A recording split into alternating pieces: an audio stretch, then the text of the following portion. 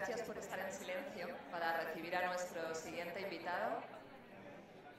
Para mí presentar a José Antonio es presentar, que os voy a contar a lo grande lo que es, ¿no? He tenido el gran privilegio de coincidir con él en varios foros, por favor, en el Banco Santander, en Galicia, en un foro llamado Emociona, y yo os puedo contar lo que me transmite a mí. José Antonio es de esas personas que te deja con la boca abierta, ¿no? Y con los ojos muy abiertos, y como queriéndole escuchar mucho más tiempo del que normalmente puedes. No os voy a contar que es un pensador, que es un apasionado de la ética, de la cultura, de la educación, de la gestión del talento, pero sobre todo es un hombre comprometido con la educación y con la acción. Él se define como un pensador optimista, como un apasionado de las personas, y nos descubre en cada una de sus conferencias y de sus masterclass que él, sobre todo, en cada una de estas invitaciones lo que hace es seguir aprendiendo de todos y cada uno de vosotros. Es un placer tenerte aquí, José Antonio Marina.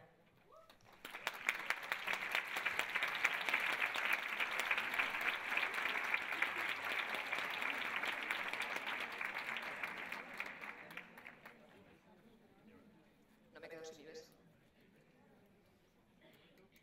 Bueno, supongo que estáis ahí, pero no se ve nada.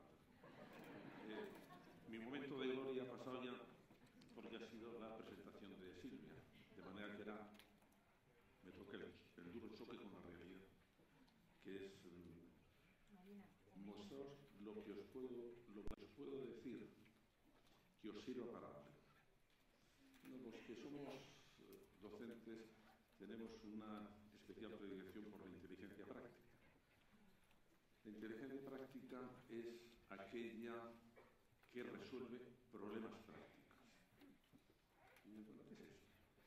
En realidad la inteligencia se caracteriza siempre por resolver problemas. Hay unos problemas que son teóricos, que son los de matemáticas, los de ciencias, los de física, los que os hicieron sufrir en la escuela, que se resuelven cuando conozco la solución. En cambio, hay otros problemas, que son los problemas prácticos, que no se resuelven cuando conozco la solución, sino cuando la pongo en práctica, que suele ser lo mismo. Y es ahí donde estamos todos, porque a lo que nos enfrentamos en la vida son a problemas prácticos, donde ponerlos, hacerlos realidad, pues tienen que enfrentarse con las dificultades del entorno, con mis miedos, con mis problemas, con los problemas de los demás, con los miedos de los demás, con los intereses encontrados. Y en todo ese barullo es donde tenemos que intentar poner en práctica lo que sabemos que es verdadero, lo que sabemos que es una solución. Y ahí entran en juego pues muchas de las capacidades que nos cuesta trabajo desarrollar, nos cuesta trabajo mantener. A mí me interesó, por ejemplo, muchísimo estudiar cómo funciona el miedo en las personas. El miedo es una emoción, es un sentimiento que nos complica mucho la vida a todos. Sabemos, por ejemplo, que hay niños que nacen especialmente vulnerables al miedo y que una de las características de esta vulnerabilidad es que van a aprender más miedos todavía con muchísima facilidad. Y que entonces, como educador, a mí me interesaba decir, bueno, podemos romper esta especie de ciclo maléfico. Podemos enseñar o ayudar a que un niño sea valiente, o a que un adolescente sea valiente, o a que un adulto sea valiente. ¿Por qué? Porque eso va a ser una característica importante para enfrentarse con los problemas prácticos.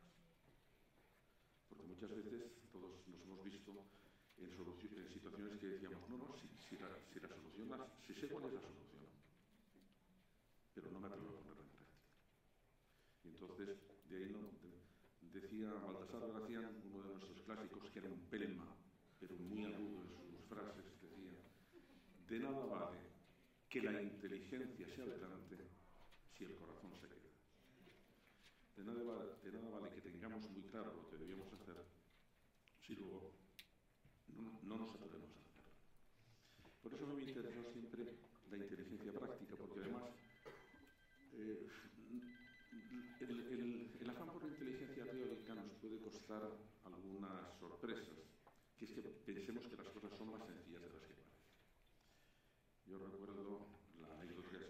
contaba de un diplomático americano que decía, pero ¿por qué están ustedes tan preocupados por el conflicto entre judíos y palestinos?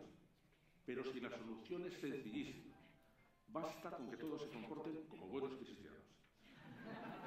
Sí, en teoría es fantástico, pero es que ni unos ni otros son cristianos. O un ejemplo que a mis alumnos más pequeñitos les divierte mucho. A mediados del siglo pasado hubo en China una plaga de ratas que se comía las cosechas de arroz.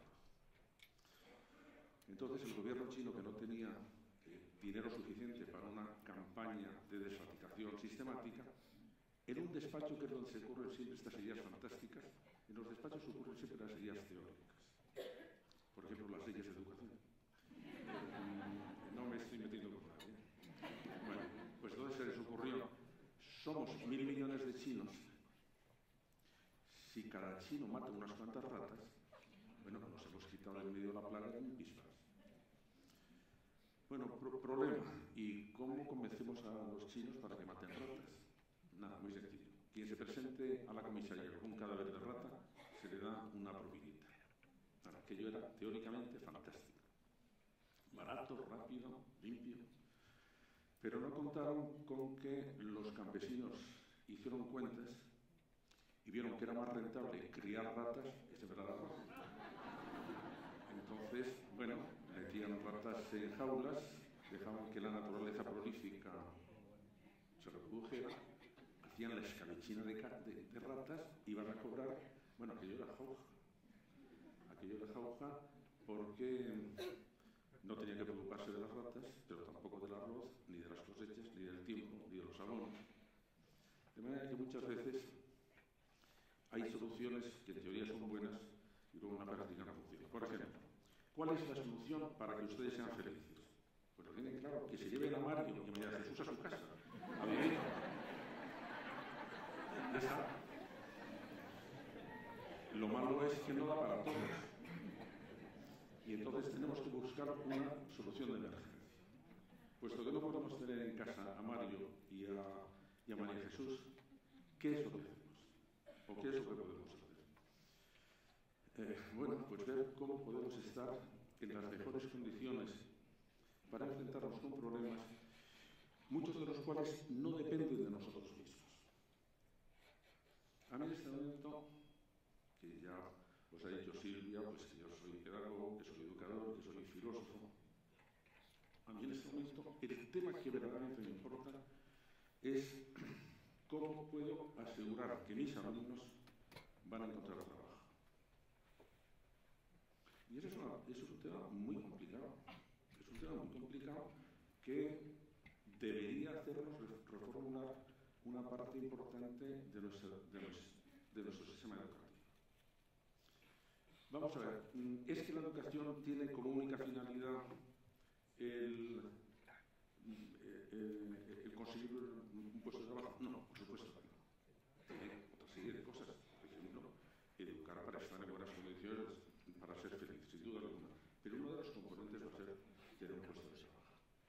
Tener resuelto algunos de los elementos que no son esenciales en la vida. Por supuesto que es más esencial llevarte bien con tu pareja, sin duda alguna.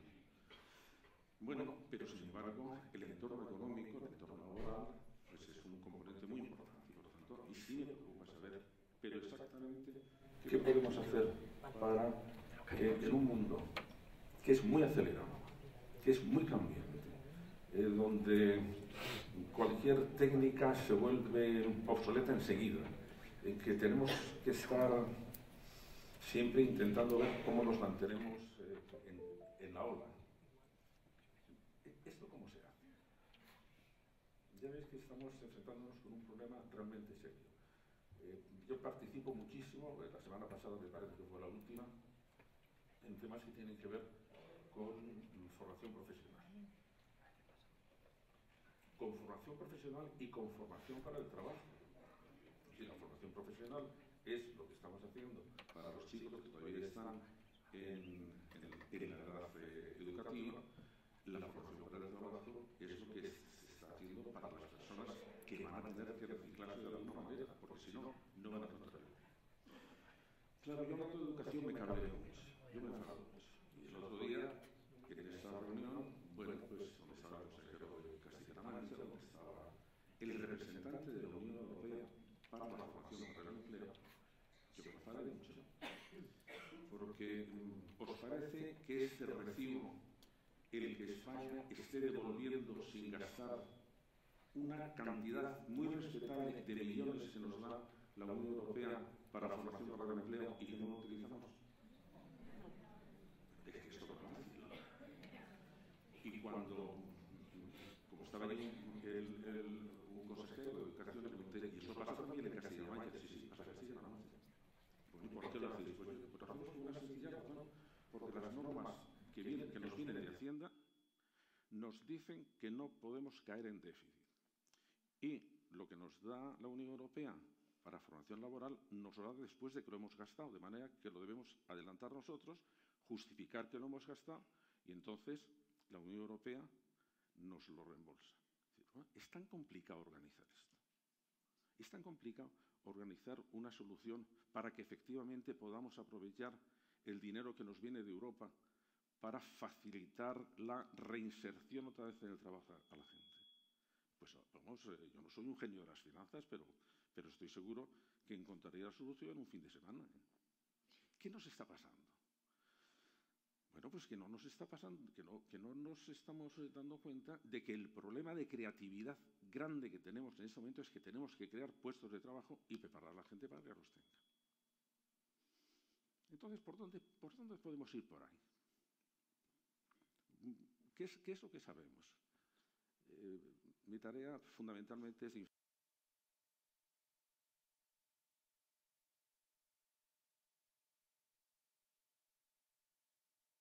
cómo funciona el cerebro de los seres humanos y cómo podemos prepararles mejor para enfrentarse con los problemas prácticos que, como hemos visto, hay una parte que es de conocer lo que hay que hacer y otra parte es de tener esa especie como de resistencia, o de entusiasmo, o de paciencia, o de algunas veces de indignación para decir yo voy a seguir aquí. Todo eso cómo podemos organizarlo. A mí me gusta utilizar la noción de talento, que es una palabra un poco rara, porque es una palabra que no tiene ningún contenido científico, no es una palabra científica. La usamos mucho. Hombre, ¿qué hay que hacer? Desarrollar el talento de las personas.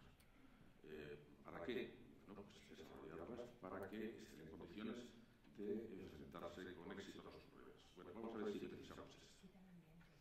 En primer lugar, hay una cosa que sí me gustaría que se os grabara en la cabeza y si os lleváis esto, yo creo que mi charla ya para mí habría tenido utilidad. Mirad, estamos en una sociedad en la que vosotros, y más todavía vuestros hijos, se van a regir por una ley absolutamente implacable, que dice lo siguiente: toda persona,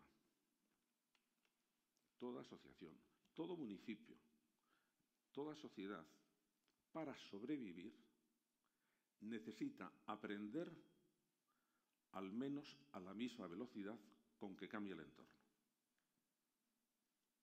Y si quiere progresar, necesita aprender a más velocidad.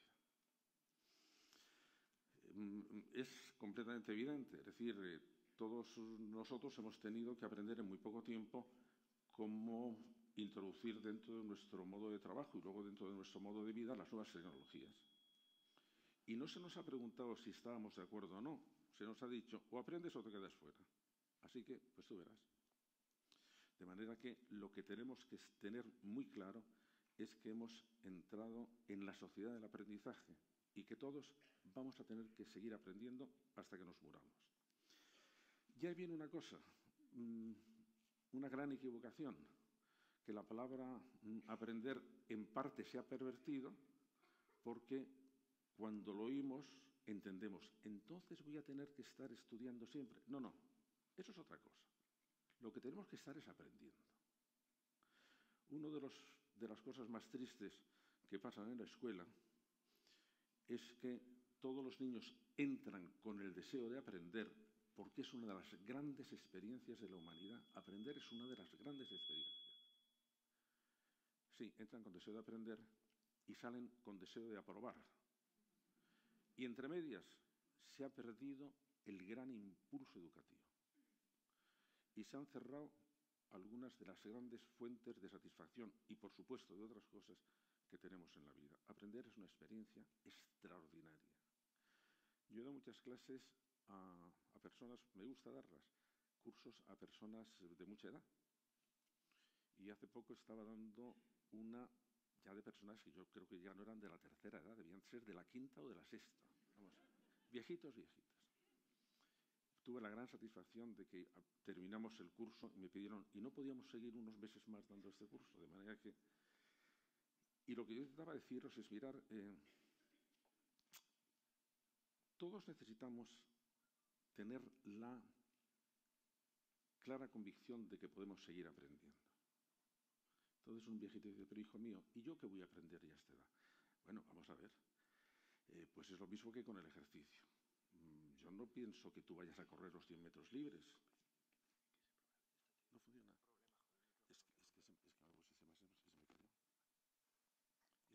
¿Funciona esto? O sea, que no os habéis enterado de nada desde el principio. ¿Empiezo? Bueno, esto no forma parte del espectáculo, forma parte de la tecnología. A ver. Juraré que no me ha pasado. ¿Ya? Había una cosa, mi madre cuando éramos muy pequeños nos amenazaba con un castigo terrible. Si sigues haciendo eso, te voy a meter un brazo por una manga. Y lo de meter un brazo por una manga, que es lo que acabo de hacer, nos pareció una cosa horrible. Bueno, pues acabo, como veréis, de sufrirlo con bastante entereza. Bueno, y en esta circunstancia lo difícil es recuperar el hilo. De manera que voy a intentar ver por dónde íbamos. Habíamos hablado de lo importante, de mis viejecitos. Vamos a ver, yo no pienso que tú vayas a correr los 100 metros libres, pero ¿cuántos escalones subías ayer? 2. Oye, si hoy subes 3 escalones sin bastón, eso es un récord. Eso es un récord. Y tiene un factor que lo necesitamos todos, que es sentir que progresamos en algo. Mirar, María Jesús ha hablado mucho, y supongo que Mario también, de la felicidad. Pero la felicidad es una palabra un poco molesta, porque todo el mundo habla de felicidad como si supiéramos muy bien de qué se trata. Y lo más que se puede decir es, bueno, cada uno tiene su felicidad a su manera, con lo cual entonces ya nos hemos complicado todavía más, porque si cada uno se hace su felicidad como un traje a la medida, pues no. Como los maestrillos tenemos la obsesión de que las cosas queden claras, ahora os voy a decir, bueno, primero recordar a una niña que está dibujando y se acerca a su madre y le pregunta, oye Vanessa, ¿y qué estás dibujando? Y la niña, con mucho desparpajo, dice, pues estoy dibujando a Dios. Y la madre dice, pero ¿cómo vas a dibujar a Dios si nadie sabe cómo es? Y la niña, con el mismo desparpajo, dice, pues lo van a saber dentro de 5 minutos. Bueno, pues ahora, en 5 minutos vais a saber lo que es la felicidad. Y como suelo decir a mis alumnos, la definición que voy a dar va a examen. Entonces hay un movimiento, hay un rumor de páginas que aparecen, de pupitres que se abren, hay una especie de... Bueno, pues esto va a examen. Lo que llamamos felicidad es la armoniosa satisfacción de 3 deseos.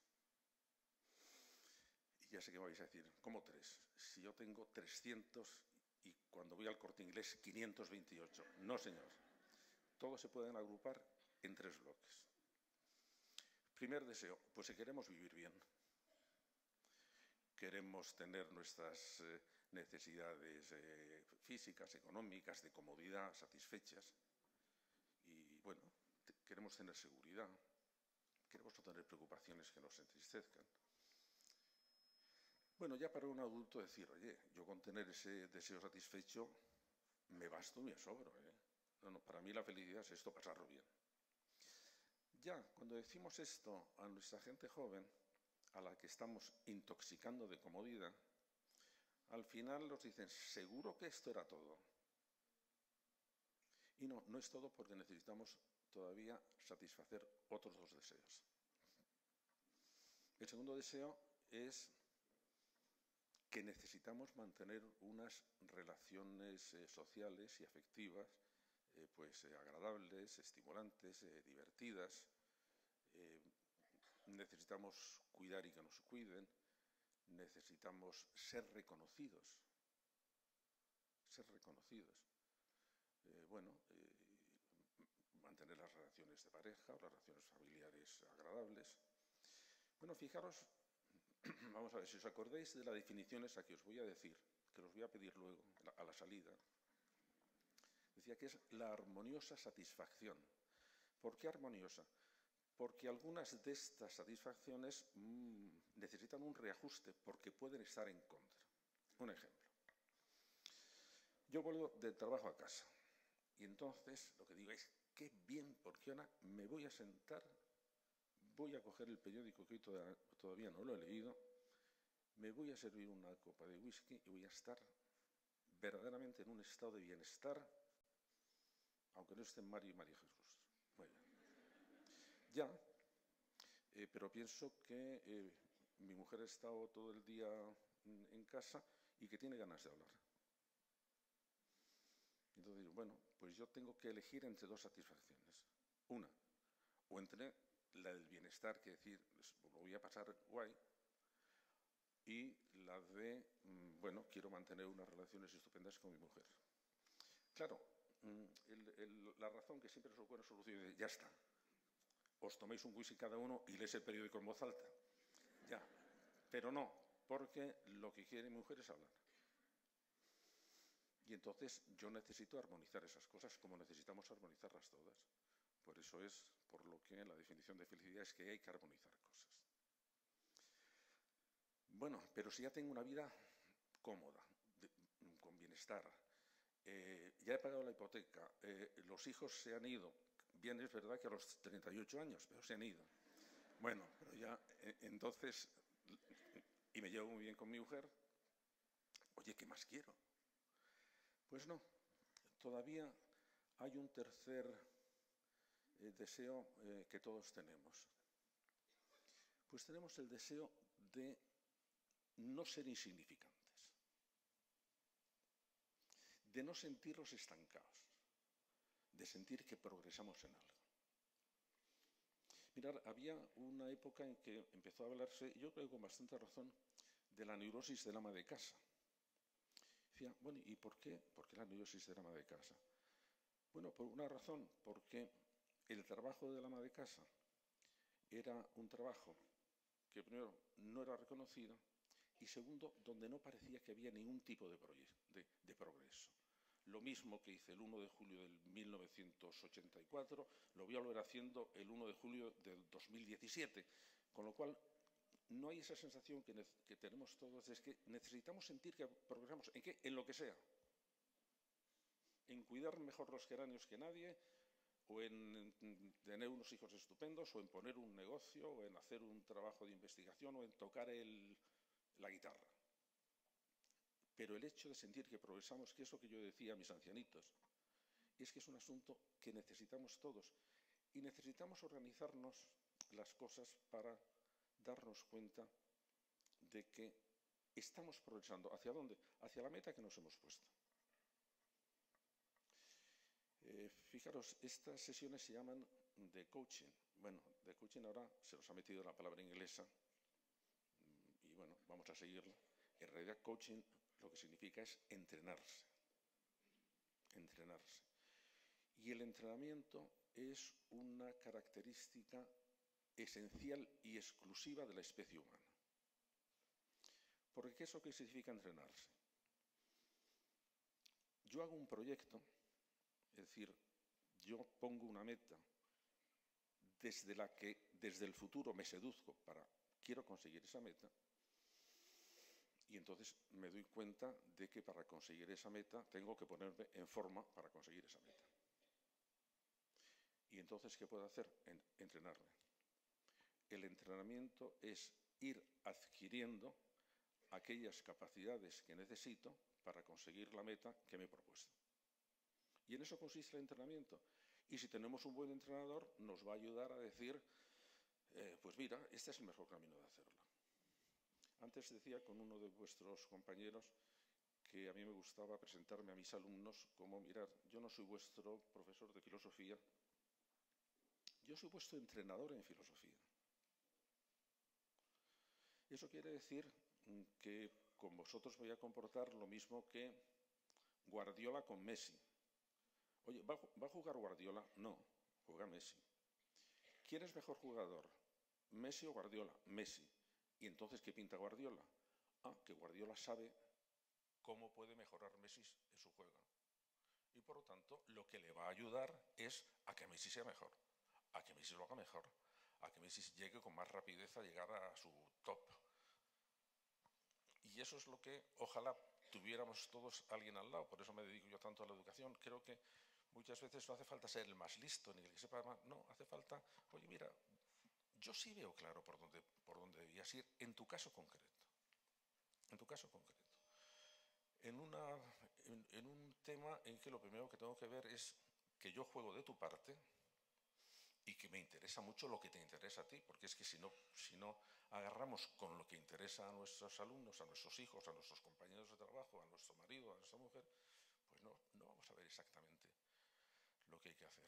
Y muchas veces nos puede pasar lo que otra anécdota de escuela, porque yo tengo muchas anécdotas de escuela, tengo también muchos de psiquiatras, pero luego a lo mejor también os cuento alguna.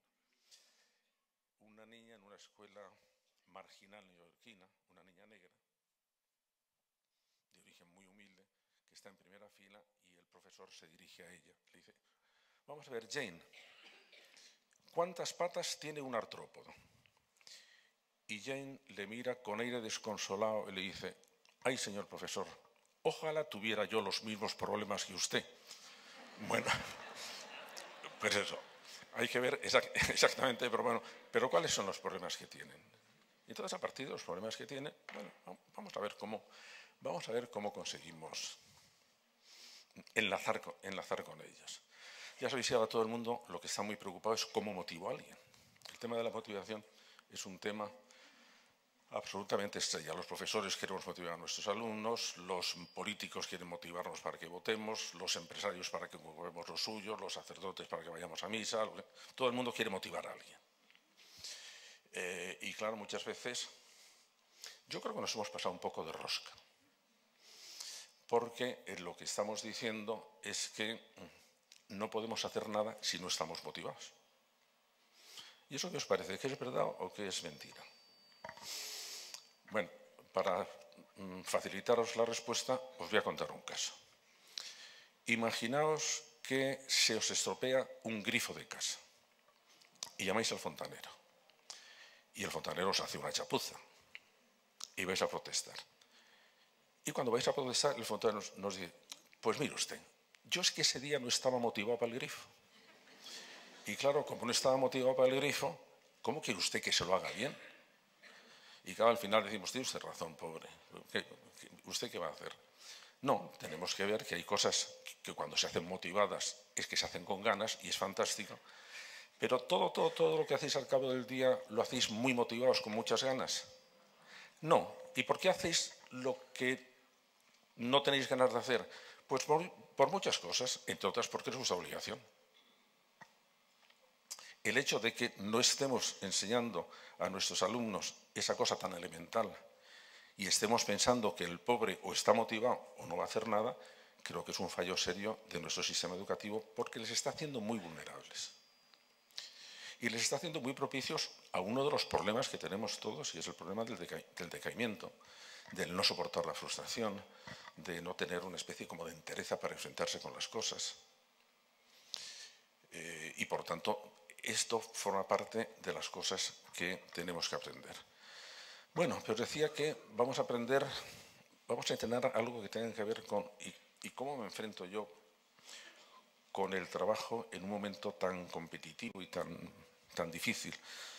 Y os decía que yo estoy introduciendo el concepto de talento, pero con una definición, digamos, más científica.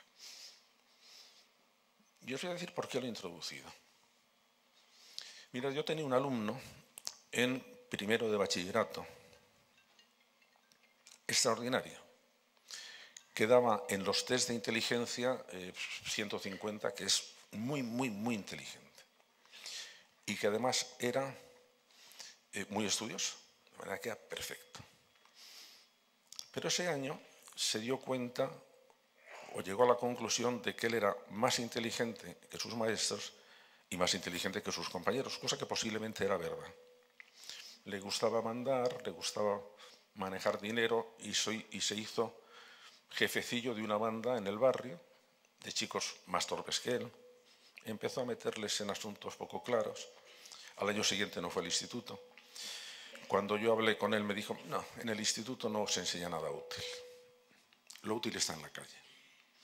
Resumiendo, este chico tiene 26 años y está en la cárcel por tráfico de drogas. Una pregunta muy interesante. ¿Este chico era inteligente o era estúpido? Pues vamos a ver, hombre, todas las pruebas, todas las mediciones nos dicen que era muy inteligente. Pero el uso que ha hecho de esa inteligencia es muy estúpido. Es muy estúpido. Entonces necesitamos una palabra para decir el buen uso de la inteligencia. Es decir, una persona puede ser muy inteligente y hacer muy mal uso de su inteligencia. Entonces es inteligente pero no tiene talento. El talento es aquel uso inteligente de la propia inteligencia, que se caracteriza por poquitas cosas. Primero, por elegir bien las metas. Eso es en lo que se equivocó mi alumno. Eligió mal las metas. Y claro, como era muy inteligente, si la meta estaba equivocada, pues peor todavía, porque se dedicó intensivamente a conseguir una meta equivocada. En segundo lugar, a tener la información necesaria. Y eso lo tenemos que hacer todos. Tengo que tener la información necesaria sobre lo que puedo hacer, sobre lo que puedo tener, sobre lo que hay en este momento, sobre por dónde puede ir la solución de las cosas, informarse. Tercero, hay que gestionar las emociones. Ya hay emociones que ayudan y hay emociones que perjudican. ¿Cuáles son las emociones que ayudan? Las que está hablando María Jesús y sin duda seguro también Mario. La seguridad en sí mismo, un cierto optimismo, la resiliencia, es decir, el aguante, la valentía, el luchar contra el sentimiento de fracaso, el luchar contra la depresión, el luchar contra el aburrimiento, el luchar contra la incertidumbre. Es decir, y todo esto forma parte de una tarea realmente importante que es la gestión de las emociones. Bueno, ahí hay una mala noticia, que es que las emociones son muy poderosas y las emociones destructivas son poderosísimas.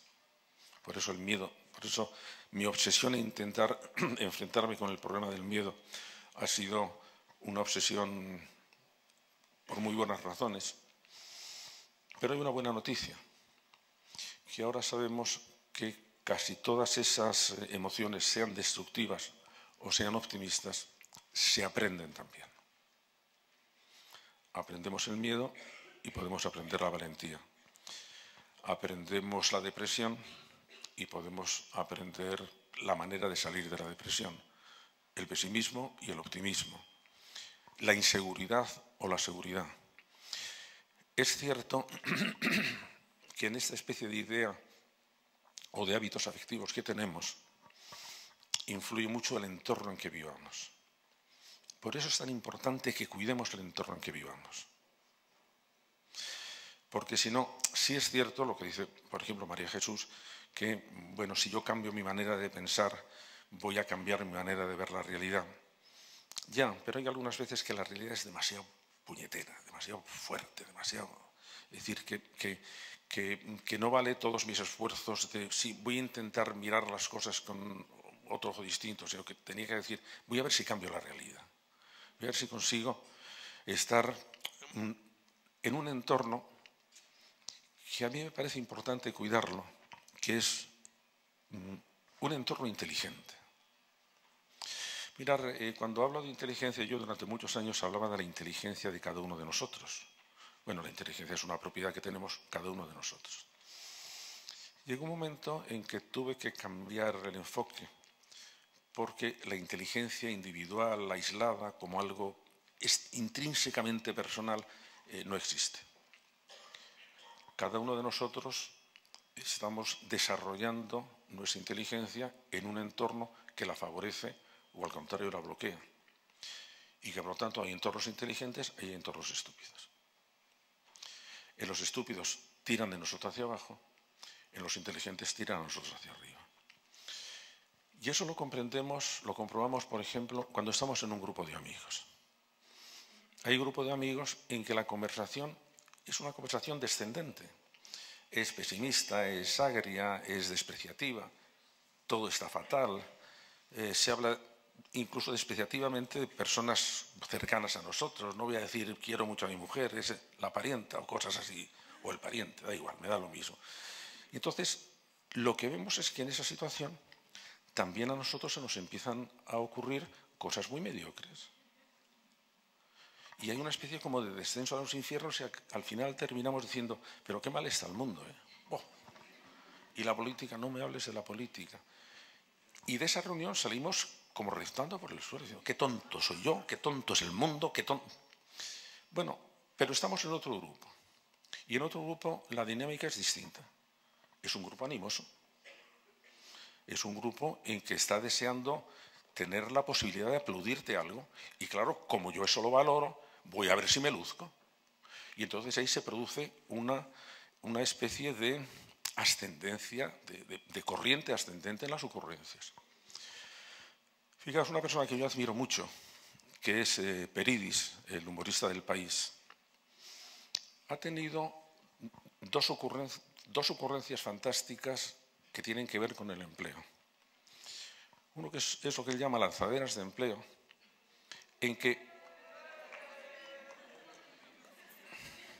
es aquí. ¿Estáis ahí? Bien. Oye, os prometo que no lo sabía. Os prometo que no lo sabía.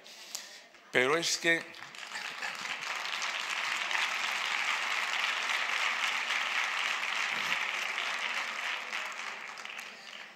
Recuerdo que la última vez que estuve con Peridis, un entrañable amigo, estábamos en un congreso que hubo en La Granja sobre un tema que es importante, que es el cambio generacional. Es decir, daos cuenta que en este momento se ha roto un pacto social implícito que había, que decía, sobre todo a la gente joven, mira, si tú cumples con tus obligaciones, que es, por ejemplo, formarte bien, ser honrado, ser trabajador, la sociedad va a cumplir la suya, que es que te va a dar una salida digna a tus aspiraciones.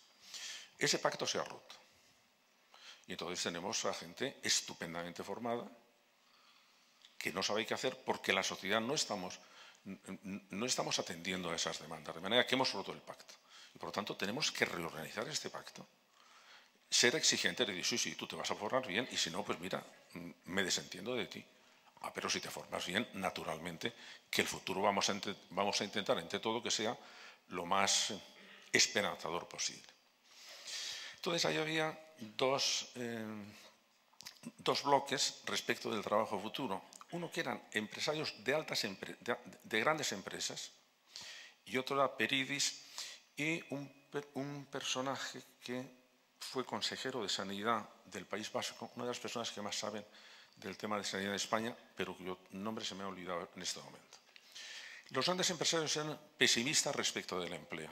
Es decir, no, en las empresas no se va a crear empleo, porque al contrario, con el tema de la robotización, vamos a cada vez a tener menos empleo. Se supone que el 60% de los puestos de trabajo que hay ahora van a desaparecer. El futuro era pesimista. En cambio, Peridis y el consejero de Sanidad decían, no, lo que pasa es que va a haber una especie de cambio de búsqueda de empleo y vamos a aprovechar cosas que están a nuestro alcance y que, por ejemplo, no nos están haciendo caso. Y entonces Peridis contó un ejemplo. Peridis es arquitecto. Él ha organizado unos talleres de rehabilitación de iglesias románicas fantásticas, porque ha dado trabajo a gente, les ha dado formación y ha reconstruido las iglesias. Y él decía, en este momento, con fondos de la Unión Europea, podíamos emprender un plan de rehabilitación de casas antiguas que sería autofinanciable. ¿Por qué? Porque iría dirigido a mejorar el rendimiento energético de las casas, es decir, que íbamos a gastar muchísimo menos en energía, que es un producto muy caro y que tenemos que comprar fuera. Entonces, solamente con este proyecto se podían dar inmediatamente 500.000 puestos de trabajo, que nos permitiría recuperar la bolsa de paro más dramática que tenemos, que es la que salió de la construcción porque no era trabajo cualificado. Estamos mejorando la calidad de vida, estamos ahorrando a nivel del país y, por tanto, ¿por qué no lo hacemos? Bueno, pues no lo hacemos porque no lo hacemos. Es decir, lo que es importante es conocer esas posibilidades. ¿Para qué? Para poder exigir a los políticos, es decir, vamos a ver que todas estas cosas se pueden hacer. Y el consejero de Sanidad ponía el ejemplo de una conversación que tuvo con el ministro de Sanidad de Suecia, que decía, nosotros hemos hecho las cosas de una manera muy hábil. Nosotros tenemos un sistema de ayuda a las personas de edad o de ayuda a las personas con problemas domiciliario que nos ha resuelto varias cosas, 3 cosas. Primero, es una ayuda más barata que tenerlas en un hospital. Segundo, la calidad de vida de la gente suele ser mejor porque les gusta estar en su casa. Y tercero, hemos creado más de 1 millón de puestos de trabajo. Y pues resulta que con ahorro de costes, con mejora de la calidad de vida y con aumento de la cantidad de paro. Pero bueno, es que no tenemos cabeza no tenemos cabeza para imitar las cosas buenas. Mi experiencia en educación es que no tenemos cabeza para imitar las cosas buenas. O sea, que el asunto está, bueno, pues vamos a ver si forzamos a que se aprendan estas cosas. Y lo de las sanciones de trabajo es cuando varias personas que están buscando de trabajo mantienen entre ellos unos lazos de ayuda, están mejorando lo que os decía yo antes, están mejorando su ánimo para enfrentarse con una tarea que es muy desagradable, que es la de buscar trabajo. Y el tener detrás esa especie como de entrenadores emocionales, es decir, no, pero vamos, estoy con alguien a quienes lo puedo contar porque está en mi mismo caso, y de ahí voy a recuperar parte de la energía que haya perdido. Eso dentro del talento es una de las partes que decía de la gestión emocional. Tercero, lo que en este modelo llamamos las virtudes ejecutivas, que son las virtudes de la realización, que es la tenacidad, que es el soportar la frustración, que es la paciencia, que es la fortaleza, que es voy a seguir, y que eso también todo lo necesitamos, y que también son características que son hábitos que se aprenden, y ojalá estuviéramos en un ambiente lo suficientemente inteligente para que nos proporcionara esas virtudes. Yo cuando empecé a estudiar el tema de la inteligencia compartida, lo estudié porque me interesaban dos temas. Uno era la inteligencia de las parejas. Es decir, uno de los problemas graves que nos ha dejado el siglo XX es que las parejas no se entiendan y tienen muchísimas repercusiones en la felicidad personal, en la educación de los hijos, en el bienestar general. Y a mí me llama una cosa. Bueno, ¿por qué 2 personas, como mi alumno, que cuando están separadas son muy inteligentes, cuando entran en relación, ¿por qué producen ese efecto descendente? ¿Por qué ¿Por qué bloquean parte de su inteligencia? ¿Por qué se desajustan del medio? ¿Por qué se desaniman? Bueno, ¿qué podríamos hacer para esto? ¿Qué podríamos hacer para desarrollar la inteligencia compartida de las familias? Y el otro, ¿qué pasa con la inteligencia de los centros educativos? En los centros educativos todo el mundo es muy inteligente, pero hay centros educativos inteligentes y centros educativos pues muy poco inteligentes. ¿Cómo podríamos hacer esto? A las parejas les interesó, y de hecho tuvo que abrir en la Universidad de Padres una escuela de parejas que es muy divertida y por lo visto les viene muy bien. En los centros educativos no les interesó, pero a las empresas sí les interesó. Y ojalá les interesara también a los políticos. Necesitamos crear un entorno inteligente en el que vivir. Y una sociedad no es inteligente si es capaz de no resolver los problemas que puede resolver o plantearse problemas que no tenía por qué haberse planteado, porque no servían para nada, como puede ser el caso, por ejemplo, ahora en Cataluña. Necesitamos elevar el talento de las personas y también el talento de las parejas y el talento de las familias y el talento de los municipios. Hay municipios muy inteligentes, y espero que Las Rozas lo sean, que son aquellos en que una de sus cosas es vamos a aumentar las posibilidades, no solo el bienestar. ¿Os acordáis de los 3 componentes de la felicidad? Si no, os suspendo a todos. Un municipio inteligente es aquel que efectivamente mejora el bienestar de sus vecinos, con buenos medios de comunicación, con buenas calles, con menos ruidos. Segundo, que mejora la sociabilidad de los vecinos, haciendo que, por ejemplo, haya menos conflictos, resolviendo bien los conflictos, desarrollando las virtudes de la convivencia. Y, en tercer lugar, que facilita que los vecinos puedan ampliar sus posibilidades educativas, sus posibilidades de trabajo, sus posibilidades de desarrollar proyectos personales. Dicen, ¿qué talento tiene este municipio? ¿Por qué? Porque está trabajando realmente para la felicidad de cada uno de vosotros, porque está atendiendo a esos 3 grandes núcleos.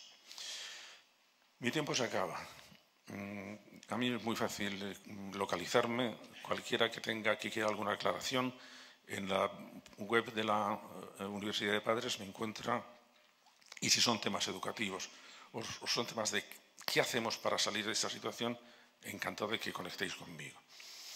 Pero al terminar, me gusta terminar siempre contando 2 historias, que yo las sitúo en Toledo, porque soy de Toledo.